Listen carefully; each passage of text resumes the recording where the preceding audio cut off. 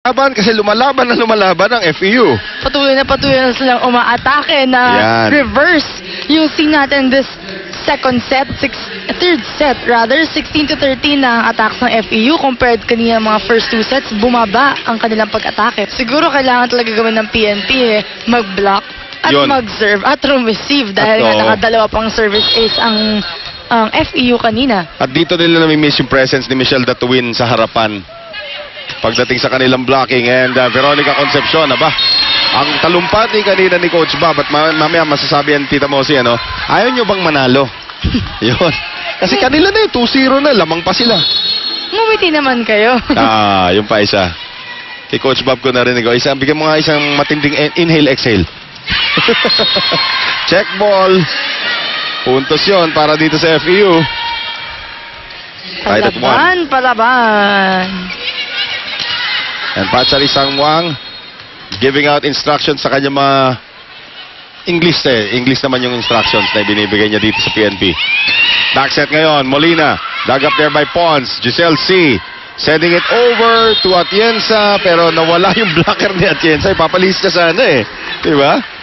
Kung ang blocker mo naman matalino, Noel, kitang-kita na yung gagawin ni Atienza na ipapa-check out na yung bola. At eto ngayon, 2-1. If it's Fun Family Pizza, it's gotta be Shakey's. Uy! Inapiran lang ni Remy Palma yung bola. Nakagawa na naman ng puntos. Remy Palma is on a tear para dito sa Far Eastern University. You can see her naman, jolly. Ngiti lang ng ngiti kahit nagkakamali yan, nakangiti pa rin yan. Hindi lang ang umingiti sa kanila si Giselle C. Lahat sila palang ngiti. Si Giselle C talagang all business. Concepcion on the back set. Marciano airborne. Tinagno. Giselle C. Ito yung tira ni Dawson. Marciano sa kabila naman. Blanca inabot doon kay Palma. Marciano one more time trying to send it deep. Andun si Tinagno. Bernadette Pons. Uy! Muntik na hindi tuwod yun. Free ball given up by Dave. Giselle C. Running attack from Remy Palma. Nice dig by Tin Tadeo. And Tadeo gets it across. Giselle C. Quick set na naman. Ay, nakaabang na si Jalil Labrador. Yan ang sinasabi nating blocks. Yan. Ni Michelle Datuin na namana for the first time ni Labrador. Kailangan talaga mag-step up ni Labrador dito. Big shoes to fill in the absence of Michelle Datuin. Nice down the line attack there coming from Bernadette Pons. 3-all. Tandaan natin, Cagayan Valley has 10 members of the national team. So pag nagtabag ng game ang Shakey's V-League, which of course hindi naman mangyayari. Sa quarterfinals na ako. Ang tawag dito, forfeited ka agad. Si Coach daw maglalaro. Hindi, yung sino ba yung naiwan dito? Si Lucette Dawi, si Sheila Pineda, yung dalawang Thai import, si Alarme Poilong. Kulang pa sila na isa. Si Coach. Ay, si Coach, wala din. Wala rin si Coach. Wala rin si Coach Sherwin. Kompleto. Nandun lahat sa Korat City, Thailand.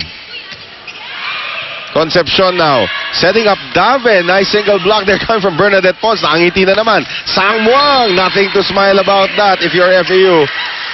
Wala na naman blockers para kay Pachari Sangmuang that a lot of people will forget that she was the team captain of Thailand. Sanay manalo yan. Sanay na sanay. Tied at 4. C, quick set. Palma, nice dig there coming from Marciano. Sangmuang once again. Sangmuang going through Palma. Buhay na buhay, Noel, ang PNP this coming fourth set. Well, right now, as long as Sangmuang is in front, you can guarantee that Veronica Concepcion will always go to her. Rexona anti-perspirant deodorant, it won't let you down. C, Pons, top spin. Concepcion ngayon, shoots it across for Sangmuang, power tip. Here's Palma now. Going to Pons once again. Concepcion. Sangmuang. Ayan na naman. Iniisip siguro yung Sangmuang. Sarap pala magbakasyon habang naglalaro, Exercise. Speaking of bakasyon.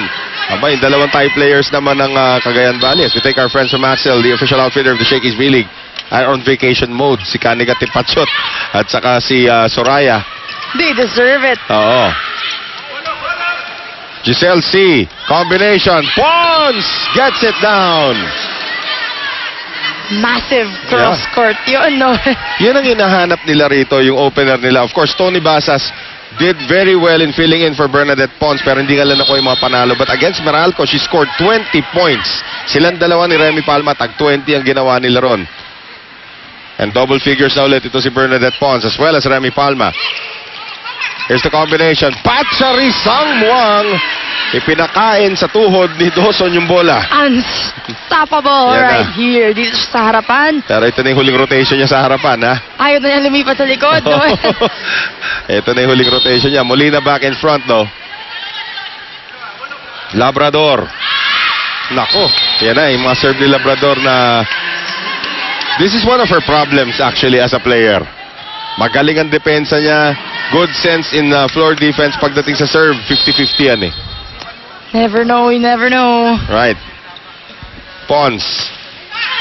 Muntik na. Concepcion. Molina misses. Tabla, 7-all. Back-to-back errors coming from PNP. Ngayon, si Pons once again. Si Pons, pawis na. She's working Oo, very hard. First game back since the UAP Beach Volleyball Competition. At yan, service error. 8-7 PNP. Dikitan po dito sa ating